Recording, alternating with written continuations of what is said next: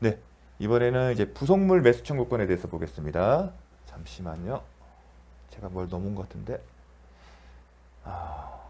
예, 부속물 매수 청구권. 일단은 우리가 종전까지는 토지 임차인 입장에서 갱신 청구권과 그 다음에 지상물 매수 청구권이에요. 근데 부속물 매수 청구권은 누가 한다? 청구권자는 건물, 기타, 공작물의 임차인이 자신의 권한에 기해서 부속시킨 물건에 대해서 계약 기간이 끝났을 때 임대인에게 부속물의 매수 청구권. 근데 누구다? 청구권자는 건물, 기타, 공작물의 임차인. 토지 임차인 하면 틀린 질문입니다. 그게 먼저 시작입니다. 건물, 기타, 공작물의 임차인이 그 사용의 편익을 위하여 임대인의 동의를 얻어. 자, 부속물 매수 청구권의 요건은 뭐다? 임대인의 동의를 얻어 부속한 물건이 한다. 이 물건의 소유자는 임차인이 당연한 겁니다. 또 하나, 임대차 종료 시에 행사하는 겁니다. 그리고 동의뿐만 아니라 임대인으로부터 매수 청구할 수 있다. 부속물의 매수 청구.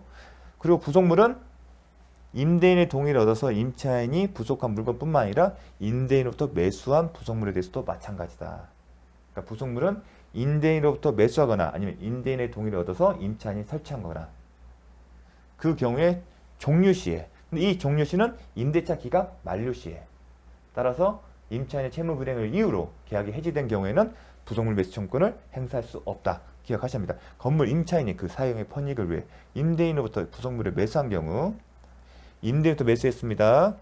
임대차 종료 전에도 할 수 있다? 아니다. 임대차 종료 시 할 수가 있습니다. 그게 중요합니다.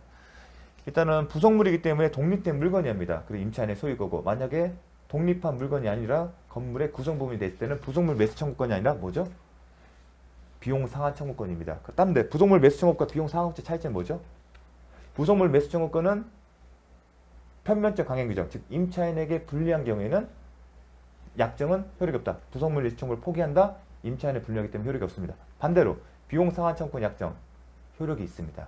즉 보통의 상가 건물 임대차 계약서나 우리가 그 건물 임대차 계약서를 쓸 때 원상 회복 의무가 있다. 그 얘기는 비용 상환 청구권을 포기한다는 겁니다. 그 약정은 효력이 있다는 겁니다. 즉 비용 상환 청구권 포기 약정은 효력이 있다. 반대로 부속 매수 청구권은 그렇지 않다. 따라서 대법원은 임차인 보호를 위해서 부속물로 보는 경향이 있습니다. 참고로 알아주십시오. 그만큼 중요합니다. 전차인의 이제 시험에서는 전차인의 부속물 매수 청구권도 있습니다. 그럼 요건을 잘 보셔야 합니다. 이거는 이 법조문의 요건을 잘 보셔야 합니다. 일단은 전대차죠. 전차인이라면 전대차입니다. 그럼 전대차는 토지 임대차 계약에서 민법상 임대차 계약에서 전대차나 양도는 항상 임대인의 동의가 있어야만이 적법하다. 따라서 적법하게 전대한 경우, 즉 임대인이 동의를 한 경우에 전차인이 그 사용의 편익을 하여 임대인의 동의를. 그러면 이 부속물은 우리가 보통의 경우는 앞에서는 임대인의 동의를 얻었거나 아니면 임대인을 또 매수한 거예요. 그리고 부속물 매수 청구를 임차인이 임대인에 상대하는 거예요. 그럼 전차인도 부속물 매수 청구를 누구한테 하는 거예요? 전대인이 아니라 결국은 임대인을 상대로 하는 거예요. 그렇죠? 따라서 그렇다면 부속물 또한 임대인의 동의 등이 필요한 거예요. 그게 이제 포인트인 겁니다. 그래서 법조문에도 전차인이 그 사용의 편의가 누구 같아요? 임대인의 동의요. 하나. 그 다음에 전대차 종료시입니다. 항상 임대차 경우나 종료처럼 전대차 종료시에 임대인에 대하여 부속물의 매수를 청구할 수 있다. 임대인의 동의를 얻어서 부속한 거. 임대인 상대하기 때문에. 또 하나 뭐냐면 임대인으로부터 매수한 경우. 전차인으로부터 매수한 게 아니라. 그런데 전대인의 매수가 일단 임대인의 동의나 매수가 첫 번째, 두 번째예요. 또 있어요. 임대인의 동의를 얻어서 임차인, 지금 전대인부터 매수한 부속물도 포함이 됩니다. 임대인 동의가 있기 때문에. 결국은 부속물 매수 청구권은 전차인이 부속물 매수 청구를 하면 그 부속물은 임대인의 동의가 반드시 전제되겠죠. 아니면 임대인의 매수가 되거나 임대인부터 매수하거나 임대인 동의여서 단지 전대인부터 매수했다. 그러면 안 됩니다. 항상 임대인이 걸쳐야 합니다. 그게 포인트입니다. 갔다. 자, 기출질문 볼게요. 이렇게 나옵니다. 임대인 갑의 동의를 얻은 전대차 종료시. 적법한 전대차 계약이고 그 전대차 계약이 계약 기간이 만료로 종료됐다. 그 얘기를 하는 겁니다. 여기 맞습니다. 전차인 병은 건물 사용의 편익 위해 임차인의 의뢰 동의를 얻어 부속한 물건을 부속한 물건도 누구요? 임차인 의뢰 동의로도.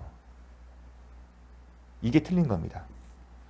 임대인에게 청구할 수 있다. 지금 임대인에게 지금 부속물 매수 청구하기 때문에 임대인의 동의가 아니면 임대인의 매수로 임대인한테 매수해야만이 맞겠죠.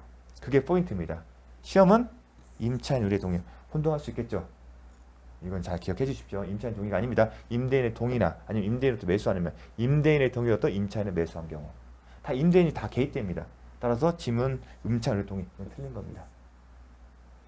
자, 임차인의 동의는 무조건 틀린 겁니다. 시험 문제에 나오게 부속물의 범위 부속물이란 건물에 부속된 거다. 구성 부분이 아닙니다. 구성 부분은 부속과 다른 겁니다. 부속된 물건은 임차인의 소유에 속하고 건물의 구성 부분으로 되지 않냐는 거다. 구성 부분이 된다면 비용 상환 청구권의 문제다.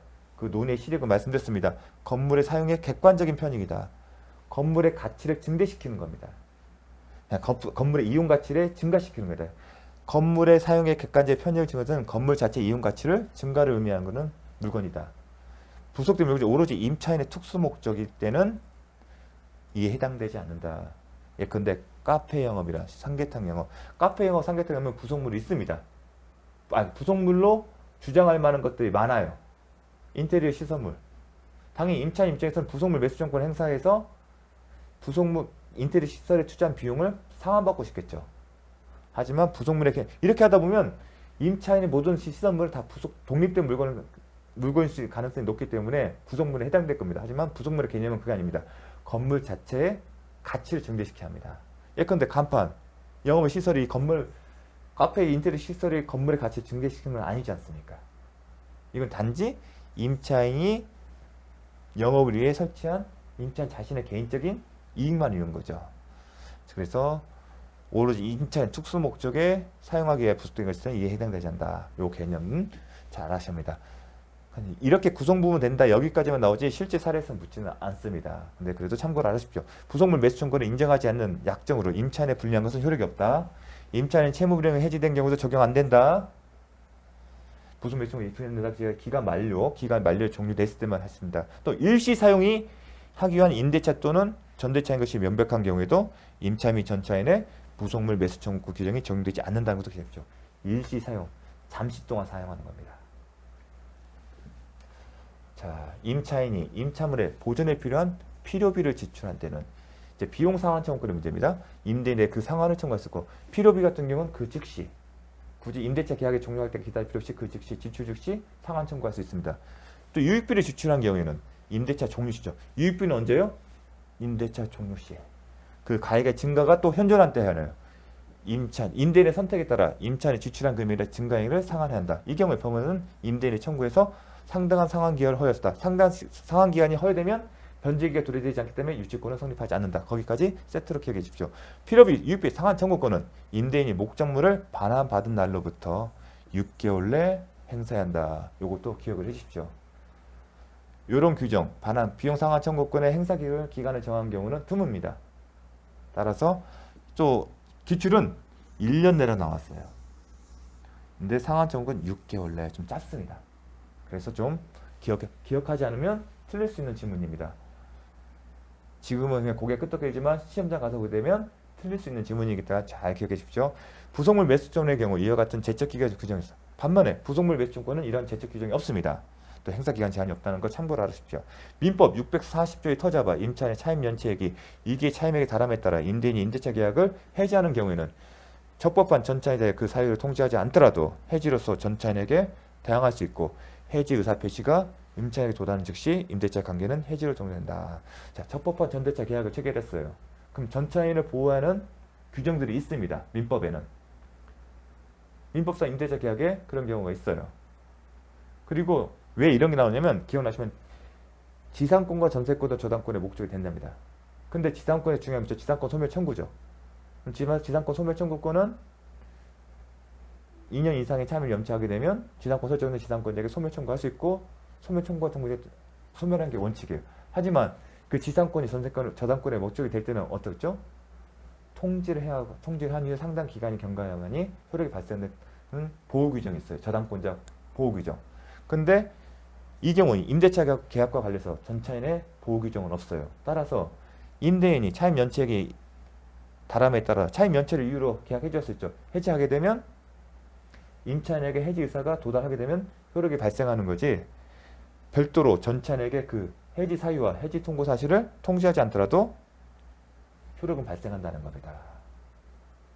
어떤 경우에 차임 전체를 이유로 계약 해지하는 경우, 요 경우가 아시아입니다. 왜 이걸 아시아냐면 바로 다음 것 때문에 그렇습니다. 볼까요? 임대인과 동의하는 임차물을 전달했으면 어떤 경우냐면, 잠깐만요.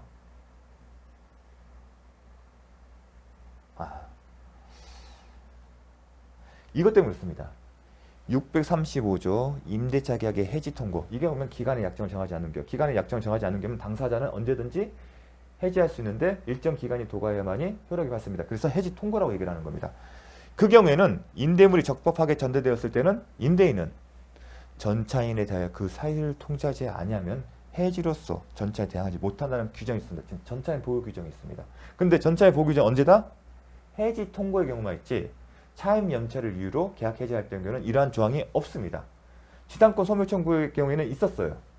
그래서 근데 임대차가 전대차 계약에는 그런 규정이 없습니다. 규정이 없기 때문에 원칙을 돌아가서 별도의 전차인에게 별도의 통고가 없다 하더라도 차임 연체로 계약 해지 의사표시 효력은 바로 발생한다는 겁니다. 그것 때문에 이제 저희가 기억하실 필요가 있다는 겁니다. 자, 아셨죠? 찾아봐. 이런 관련 조문이 없기 때문입니다. 임대인의 동의가 있는 임차물의 전대. 자, 동의가 있는 적법한 전대 관계입니다. 적법한 전대차 계약이다.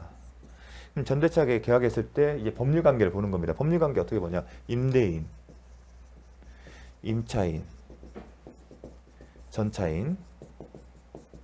이게 임대차 계약이고 이게 전대차 계약이에요. 전대차 계약을 체결한다고 해서 임대인과 임차차 계약이 소멸되는 거 아닙니다. 임대차, 임차 사이에 임대차 계약해도 그대로 존속해요. 이게 지금 적법하게 전대된 겁니다. 전대차 계약. 또 임차인과 전대차 계약도 존속을 해요. 그런데 임대인과 전차 사이 계약 관계가 있습니까? 없습니까? 서로 만나서 계약 체결한 사실이 없죠. 그래서 직접적인 법률 관계는 없어요. 하지만 법은 임대인과 임차차 사이 계약은 하지 않았지만 임대인을 보호하기 위한 규정을 두고 있습니다. 어떤 거다? 임대인의 동의가 있는 경우 임대인과 전차인 사이는 직접적인 법률 관계 형성되지 않지만, 즉 계약 관계는 형성되지 않지만 임대인의 보호를 위하여 전차인이 임대인에 대해 직접, 전차인 직접 임대인에게 의무를 부담한다는 조항을 둔 겁니다. 계약 관계는 없지만 임대인을 보호하기 위해서. 예컨대 차임 채무 종료 시 목조물 반환합니다. 즉 전차인은 임대인이 직접 차임을 지급할 의무가 있고, 전차인은 계약 경계가 임대차 계약과 전대차 계약이 종료되면 목조물을 반환할 의무를 직접 부담한다는 겁니다. 원칙적 계약 관계가 있어야만 인정되지만 없지만 법률 630조 제1항에 의해서 이런 규정이 있는 거예요. 그렇다면 직접 의무를 부담한다는 이 해석이 문제되는 거예요. 과연 전차인 임대인에게 직접 의무를 부담한다는 내용이 어떤 내용인지를 이제 살펴보는 겁니다. 이 조문의 근거에 임대인 전차에게 직접 청구권도 있는 거죠. 의무가 있으니까 반대로 임대인은 청구를 권리가 있는 거죠. 그럼 그 내용을 보는 겁니다. 전차인은 전대차 계약으로 전대인에 대해 부담하는 의무 이상으로 임대인의 의무를 짓지 않고, 이게 원칙이에요. 직접 의무를 부담하지만 그 의무의 내용을 보니까 어떤 내용이다? 전대차 계약으로 전대인에 대해 부담하는 의무 이상으로 임대인에게 의무를 지지 않는다. 즉 전차인이 임대인에게 직접 부담한 의무는 이 전대차 계약에서 정한 것을 초과할 수 없고, and 동시에 임대차 계약으로 임차인이 임대인에 대한 부담하는 의무 이상으로, 임차인 임대차 계약이 체결하는 임차인 의무 이상도 하지 않는다는 겁니다. 그 얘기를 예를 들면 이겁니다. 가령 차임 지급 의무이 있으면 차임을 직접 지급할 의무가 있다고 했죠. 그럼 지급 의무의 구체적 내용을 어떻게 정한다? 전대차상의 차임과 임대차상의 차임 가운데 적은 만큼만 부담하는 겁니다. 이게 핵심입니다. 시험은 이거와 관련되어 나와요. 목적물 반환 의무까지 안 가요. 차임. 전차인이 임대인에게 지급하는 차임 의무는 둘 중 작은 거예요. 아시겠죠? 직접 의무를 부담하는 내용의 첫 번째입니다. 630조 제1항 2문 전차인은 전대인에 대한 차임 지급으로서 임대인에게 대항하지 못한다는 규정에 의하여 전차인이 임대인에게 대항할 수 없는 차임의 범위는, 이 해석의 문제를, 전차인은 전대인의 차임의 지급으로서 임대인에게 대항하지 못한다. 왜 이런 조문이 나오냐면 전차인은 임대인에게 직접 의무를 부담하기 때문에, 따라서 전차인은 전대인의 차임 지급으로서 임대인에 대항하지 못한다는 규정이 나온 겁니다.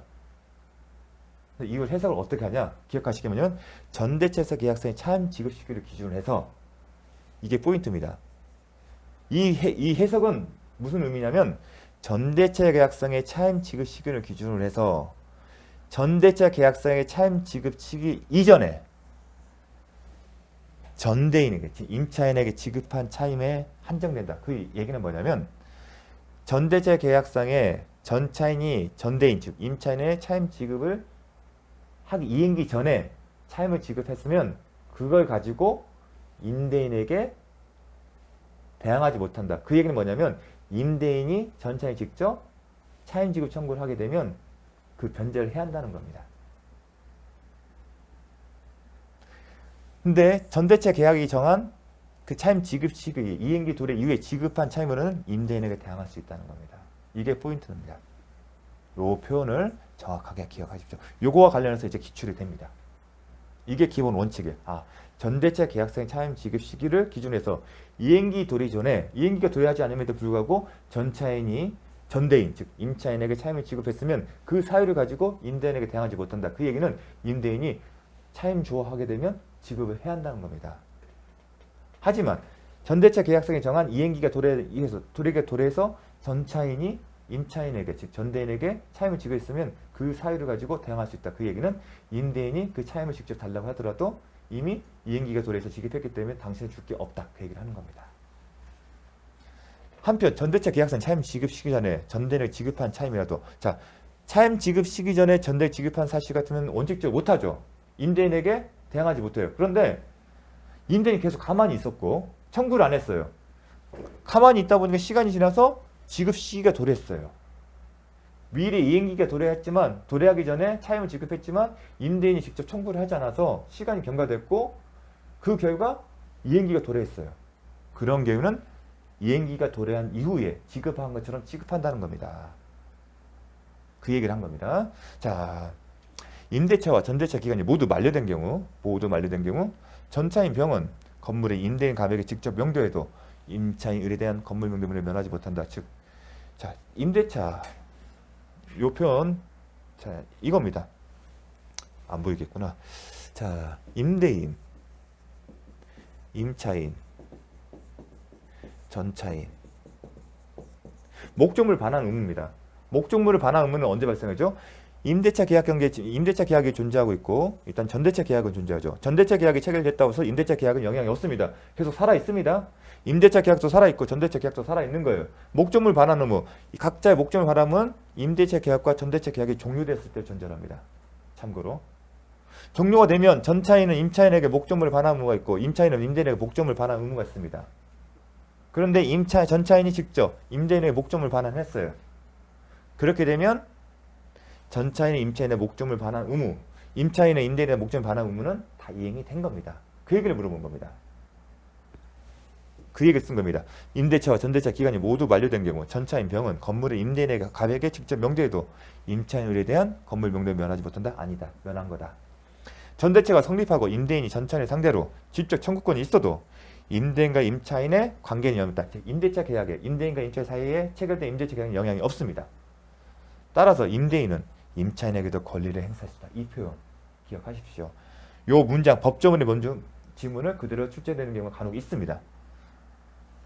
왜 이 개념이 나오면 임차권 양도는 그렇지 않거든요. 임차권 양도게 되면 임대인은 기존의 지위에서 탈퇴하게 되거든요. 임차인은 임차권이 양도되면 그 법적 효과가 달라지기 때문에 그렇습니다. 하지만 임차권 양도에 대해서는 시험에 잘 안 나옵니다.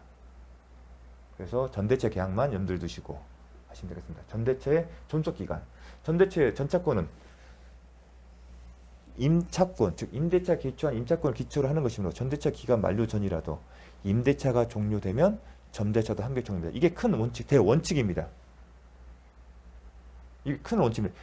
전대차 계약은 임대차 계약을 뿌리로 두기 때문에 뿌린 전대차 계약이 임대차 계약이 종료되면 전대차 계약도 종료하는 게 원칙입니다. 즉 운명을 같이 하는 게 원칙입니다. 다만 예외가 있어요. 어떤 예외가 있냐? 첫째, 임차인이 임대인의 동의를 얻어 임차물 전대한 것, 즉 적법한 전대차 계약 경우는 전차인 보호 규정에서 어떤 거다? 임대인과 임차인의 합의로 계약을 종료한 때에도 전차의 권리는 소멸된다. 즉 전대차 계약 기간은 계속 살아있다는 겁니다. 어떤 경우에요? 합의로, 임의로 종료시킬 경우에요. 이런 비슷한 표현이 있었죠. 수익자 권리. 수익자 권리가 확정됐을 때 요약자 낙찰자는 합의로 변경시키지 못한다. 소멸시키지 못한다. 기억나십니까? 수익자 권리 보호 규정. 마찬가지로 전차인 보호 규정입니다. 따라서 편면적 강행 규정입니다. 전차에게 불리하게 약정 효력이 없습니다. 전차의 보호 규정은 또 하나. 민법 634.5조 임대차 계약의 해지 통고. 해지 통고하게 되면 일정 기간 지금 6월, 1월 지나면 종료되지만 보호 규정을 둔 거예요. 별도로 임대인은 전차인에게 그 사유를 통지해야만이 효력이 있다. 그 얘기는 뭐냐면 이런 사유가 되면 전차인이 그런 사유를 받고 마찬가지로 635조의 정한 기간이 경과되야만이 효력이 발생한답니다. 이건 뭐다? 전차인을 보호하기 위해서. 그래서 출제가 되고 있습니다. 또 편명적 강행 규정. 사례 X 창고 건물에서 앞으로 이제 임대차 계약이 나오면 임대차 계약 목적물에서 신경을 써야 돼요. 왜냐하면 주택이냐 상가에 따라서 특별법이 적용되기 때문에. 이게 민법상 임대차 계약 관련 조항이 적용되냐 아니면 주택이냐 아니면 상가 건물 임대차법에 특별법이 적용되냐는 이게 표현인데, 자 참고로 쓴 이유는 민법이 적용된다는 거예요.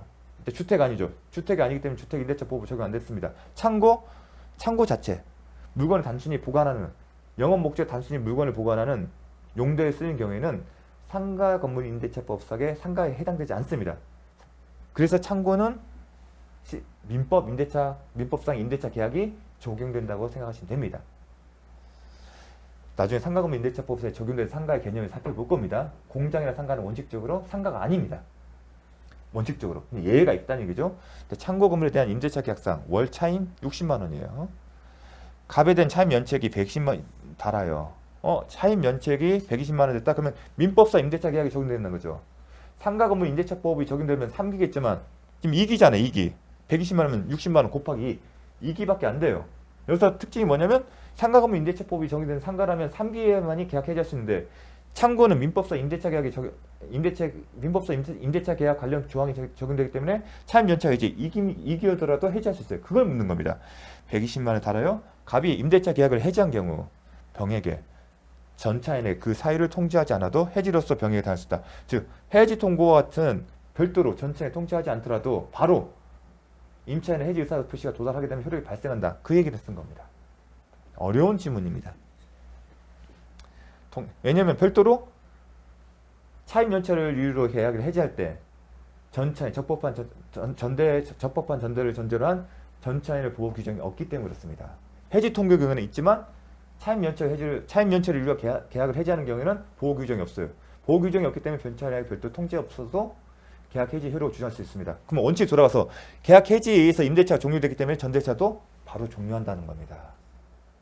대항할 수 없다는 얘기는, 대항할 수 있다는 얘기는 여기로 간다는 얘기예요. 임대차가 종료됐기 때문에 전대차도 함께 종료된다. 예외 사유가 없기 때문에 그와 연결되는 겁니다. 자, 다음.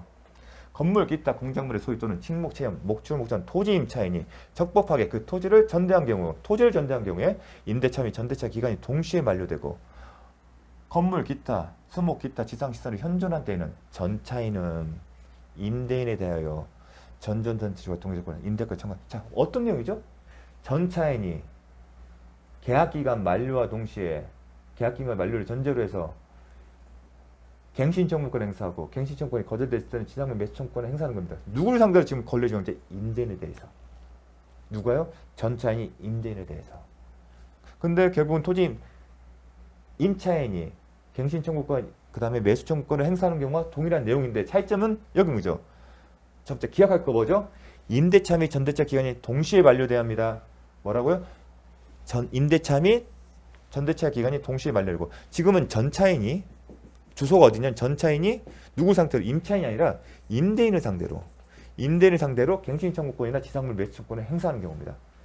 그 경우에 요건은 뭐다? 임대차 및 전대차 기간이 동시에 만료돼야 합니다. 또한 시설이 현존해야죠. 당연합니다. 그리고 전차인이 임대인에 대하여 전전대차 동의 조건으로 임대권을 청구할 수 있다. 갱신청구권입니다. 이때 임대인이 임대할 것을 원하지 않을 때는 전차인은 임대인에 대하여 상당한 가액으로 매수를 청구할 수 있다. 이 규정은 지상권자가 그 토지를 지상권자는 처분할 수가 있어요. 그 처분은 양도도 있게 담보로 제공할 수 있고 아니면 지상권자가 제3자에게 임대할 수 있다. 그 경우에도 준용이 된다는 겁니다. 마치 전대체와 비슷하기 때문에 지상권자가 존재하고 그 지상권자부터 토지를 인지한 사람이 있었기 때문에 자, 요 핵심은 동시에 만료입니다. 기억하십시오. 토지 전차인이 임대인에게 갱신청권, 지상물 매수청권 행사를 언제 한다고요? 임대차 계약과 동시에 전대차 기간이 동시에 만료돼야 합니다.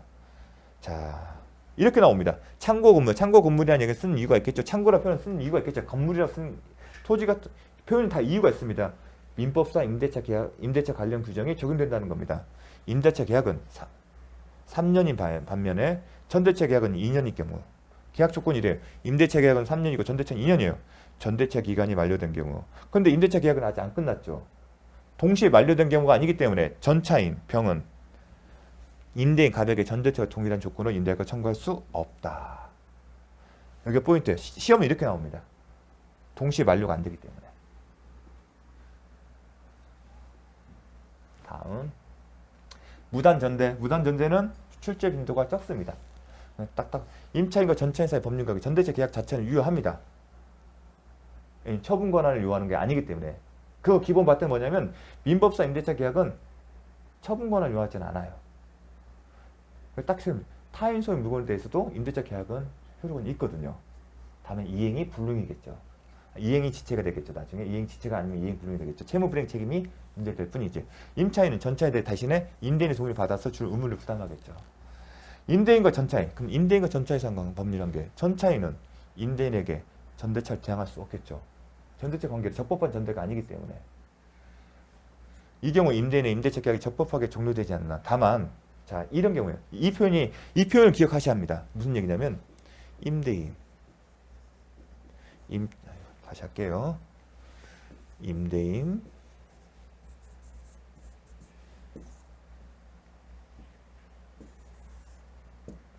임차인 전차인 존재예요. 여기는 전대인이라고 하기도 하고. 근데 이 전대차 계약에 임대인의 동의가 없어요. 그러면 전차인 지금 점유 사용하고 있지 않습니까? 점유 사용. 이 점유 사용이 이게 적법한지를 따져보는 거예요. 그래서 이 사람이 이득을 얻고 있잖아요. 이 이득을 얻고 있으니까 이 이득을 돌려받고 싶은 생각도 있겠죠. 그걸 이제 그런 관점이에요. 이득을 보고 있을 때. 만약에 전대차 계약이에요. 전대차 계약이면 임대인은 법문에 따르면 배신행위에 해당되지 않는 한 임대차 계약을 해지할 수 있어요. 임대차 계약을 해지하게 되면 이 사람은 소유자죠. 소유자이기 때문에 점유자를 상대로서 반환 청구할 수 있고요. 그리고 이 사람이 반환할 때까지, 목적물 반환할 때까지 사용하는 이익에 대해서 부당이득 반환 청구를 할 수가 있을 겁니다. 그렇죠. 소유권에 기한 겁니다. 계약 관계는 없어요. 둘 사이에. 그러니까 소유권에 의해서 반환 청구. 213조 뭐예요? 소유자가 점유자를 상대로 해서. 물론 간접 점유자 상대로 하겠지만 보통의 목적물 직접 점유하는 상대가 행사를 하겠죠. 그럼 점유하고 있으면 항상 목적물 점유와 반응 같은 부수적으로 뭐가 있죠? 사용이익의 과실을 처리 문제가 있잖아요. 근데 임대인과 과실 문제가 있기 때문에 이건 201조, 203조 문제가 될 수도 있겠죠. 근데 그런 경우는 이제 그런 문제가 되는데 지금 어떤 경우냐면 적법하게 종료되지 않았어요. 즉 임대인이 임차인이 계약을 해지를 안 했어요. 주소를 잘 알아합니다. 이거는 아직 무단 전대를 이유로 계약 해지권을 행사하지 않은 경우예요. 즉 임대인과 임차인 사이의 계약 관계가 유지되고 있는 상태입니다. 해지를 하지 않았기 때문에 임대인 임차인 계약은 유효해요. 그 상태에서 주소는 그 상태에서 임대인이 전차인을 상대로 불법 점유를 이루한 차임 상당의 손해배상 청구를 할 수가 있냐? 그걸 묻는 겁니다. 근데 핵심은 뭐냐면 불법이냐 그건 따지지 않고 뭘 했냐면 손해 포인트를 줬어요. 과연 계약이 유효한 상태일 때 과연 임대인에게 손해가 있냐? 왜 그러냐면 계약이 유효하기 때문에 임차인은 임대인에게 차임을 지급할 의무가 있잖아요. 지급할 의무가 있기 때문에 임대인은 채권, 차임에 관한 채권이 있어요. 그럼 과연 전차인이 점유 사용한다고 해서 이 사람이 손해가 있을까? 대법원 판례는 임대인이 임차인 사이의 계약 관계가 계속 존속하는 한 손해는 발생하지 않는다는 겁니다. 따라서 임대인은 전차인 상대로 차임 상당의 손해배상 청구를 부당이익 내지는 불법행위 이유로 손해배상 청구 내지는 부당이익 반환 이유로 청구를 못한다는 겁니다. 상당히 어려운 내용입니다. 그래서 주소가 어딘지를 기억하십니다. 어떤 상황에서 이게 나온지를 보셔야 합니다. 기출질문입니다. 임차인이 임대인의 동의 없이 임차물을 제3자에게 전대. 자, 무단 전대한 경우 임대인은 임대인의 계약의 존속 여부를 불문하고 해지했는지 안 했는지를 묻지 않고 제3자에게 불법 전유를 위한 차임 상대 손해배상 청구할 수 있다. 틀렸죠. 적법하게 종료되지 않고 즉 임대인이 무단 전대를 이유로 임차인에게 임대인이 무단 전대를 이유로 임대인과 임차인 사이에 체결된 임대차 계약을 해지하지 않으면 임대인은 전차인 상대로 손해를 본 게 없기 때문에 즉 왜 손해 안 받냐? 임대인과 임차인 사이에 계약은 임대차 계약을 유효하고 따라서 임차인은 임대인에게 차임을 지급할 의무가 있고 차임 상당의 손해를 발생할 염려가 없다는 겁니다. 그래서 불법 행위든 아니면 부당이든 반하는 이유로 청구할 수 없다는 겁니다. 중요합니다. 좀 독특한 법리일 수도 있습니다. 자, 임대인과 임차인 사이 법리가 임대인에게 해지권이 인정됩니다. 다만 판례는 무단전대, 무단양도가 배신행위가 아니라고 인정되는 특별한 사정이 있을 때는 해지권이 제한된다고 한 얘기가 있습니다. 자, 거의 다 끝나갑니다. 임대인에게 임대차 보증금이 교부되어 있다 하더라도 자, 임대차 계약을 체결하면 보증금을 지급하죠. 임대인의 임대차 관계가 계속되고 있는 동안에는 임대차 보증금에서 연체 차임을 충당할 것을 자유로이 선택할 수 있다. 무슨 얘기냐면 임대차 계약이 존속 중인데 임차인이 차임을 연체하고 있어요. 그럼 차임을 달라고 얘기를 할 수도 있겠지만 또 다른 방법이 뭐냐면 임대차 보증서 까겠다는 얘기를 할 수 있어요. 대신에 뭘 얘기하면 당신이 저번 달 거 연체한 차임 임대차 보증금에서 공제했습니다. 대신에 당신은 그걸 메꿔주세요. 보증금에. 보증금 그만큼 빠졌으니까 보증금으로 더 충당해주세요. 그 얘기를 할 수 있다는 얘기입니다. 그 얘기입니다. 따라서 임대차 계약 종료 전에는 공제 등 별도 의사표시가 없이 연체 차임이 임대차 보증은 당연히 공제되는 것은 아닙니다. 언제요? 임대차 계약 종료 전에는. 반대로 임대차 계약이 종료됐으면 당연히 공제되고요. 그걸 묻는 겁니다. 보증금의 성격은 임대차 계약 기간 동안 그리고 임대차 계약이 종료된 이후에 임차인이 실제로 임대인의 목적을 명도할 때까지 사이에 발생한 모든 채무를 담보하는 겁니다. 근데 당연 공제는 언제 이룬다? 임대차 계약이 종료된 이후에. 종료 전 그러지 않아요. 왜냐면 선택권이 있기 때문에. 별도의 의사표시가 있어야만이 공제되는 거지 당연히 공제되는 거 아닙니다. 다만 종료 이후에는 당연히 공제되는 거예요. 그걸 구별하셔야 합니다. 임차인도 임대차 보증금의 존재를 이유로 차임의 지급을 거쳤어요. 이 얘기입니다. 야, 임대차 보증금 남았으니 거기서 까. 그 얘기를 못한다는 겁니다. 차이는 뭐가 있을 거예요? 차임 연체 사실이 발생하지 않습니까? 차임이 연체가 되면 계약을 해지할 수 있잖아요. 그 실익이 있는 겁니다. 임대인이 보증금에서 까겠다는 얘기는 이제 차임 연체가 없는 거죠. 단지 보증금을 메꿔야 의무가 있는 거죠. 그런 논의의 실익이 있는 겁니다. 자, 다만 종료되어 목조물을 반환받을 때는 명백하고도 명시된 반대 약정이 없는 한 임대인의 모든 채권에게 별도 의사표시 보증부터 당연히 공제다. 그 논의의 실익입니다. 임대차 계약에서 보증금을 지급했던 입증책은 보증금의 반환을 구하는 임차인입니다. 계약이 끝나게 되면 임차인이 임대 상대로 보증금 돌려달라는데 보증금 달라는 얘기 하려면 이렇게 임대차 계약이 성립돼서 임차인이 임대인에게 보증금을 얼마를 줬다. 그 입증해야 합니다.